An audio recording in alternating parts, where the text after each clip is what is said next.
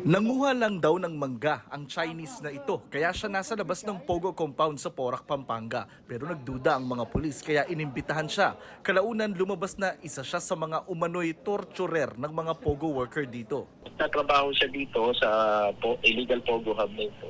At kasama siya ng mga enforcer at ng mga nananakit at nagtotorture ng mga empleyado o mga workers. Kinilala siya ng PAOK na si Wu Lifeng, pugante mula China na sangkot sa mga violent crime. May nakita pa nga sa cellphone niyang litrato ng bangkay, pati na litrato ng hepe ng PAOK na si Undersecretary Gilbert Cruz. May litrato din ng sandamakmak na pera na hinala ng PAOK ginagamit sa money laundering. May video rin ng mga Chino na nakaposa sa kama.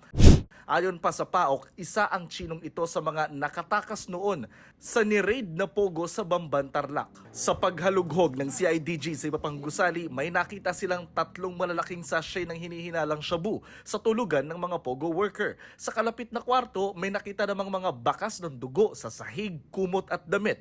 Di kalayuan, mayroong umano'y gamit pang torture, mga baseball bat at electric rod o panguryente ng tao. Kahapon may nakita ulit na umano'y opisina ng mga scammer na mas malaki kumpara sa unang nadiskubre noong Sabado. Sinubukan ulit naming makuna ng pahayag ang mayor ng Porac, Pampanga pero hindi siya sumasagot sa aming mga tawag at text.